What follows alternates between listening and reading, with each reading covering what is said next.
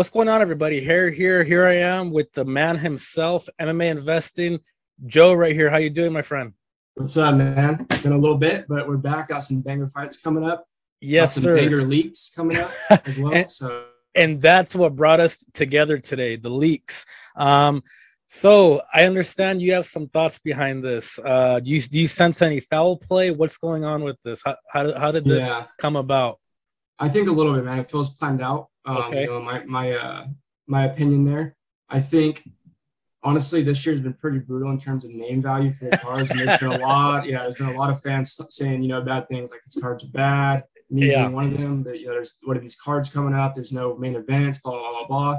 And obviously, Dane and the UFC brass are seeing that they want to make the fans happy. So I think they maybe had a little ploy that they already knew they had a bunch of banger fights coming up, and they get the hype around it. They maybe set a little leak up there, in the interview in the war room, and they had all the fights posted up.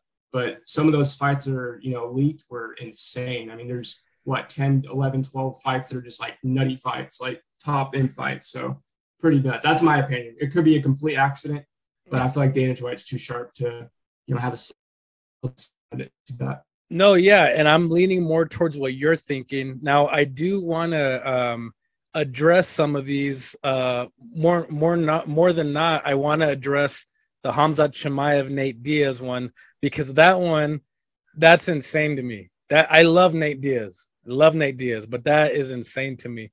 And I say that because I mean there can't be a worse matchup for Nate, right? And that there's no way. There's like I mean, oh, let me ask you this. I should have looked it up, but is this Nate's last fight on his contract?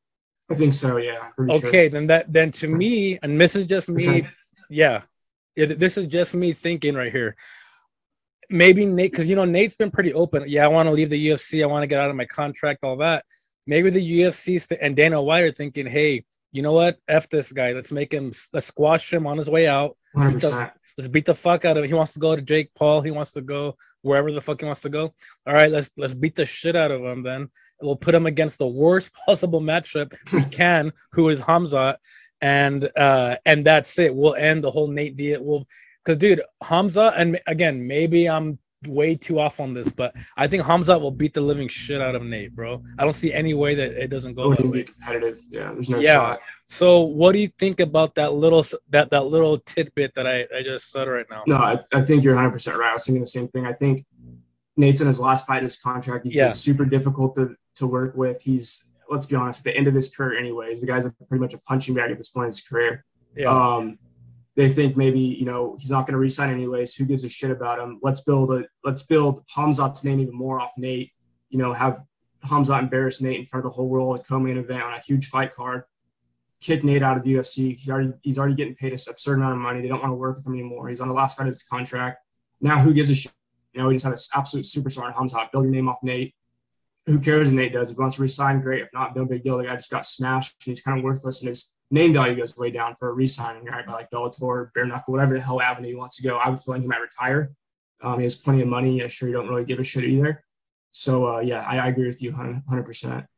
No, dude. I mean, that's the first thing I thought. I'm like, oh, the UFC must be mad at Nate then, because 100%. Even pain in the ass. Yeah, bro. Even the biggest Nate fan, you can't be serious and say, oh yeah, he's got a shot against Khamzat. Nate doesn't even have power in his hands. So no. I mean, I just don't see any way he'd.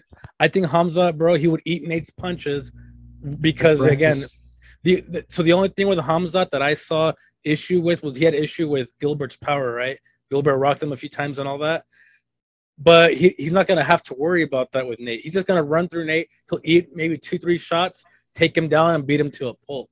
That's why I'm like, okay, so the UFC wants to make a statement, fuck up Nate. Again, like you said, build up Khamzat's name value even more because Nate's popular as fuck and continue this Khamzat train. No, yeah.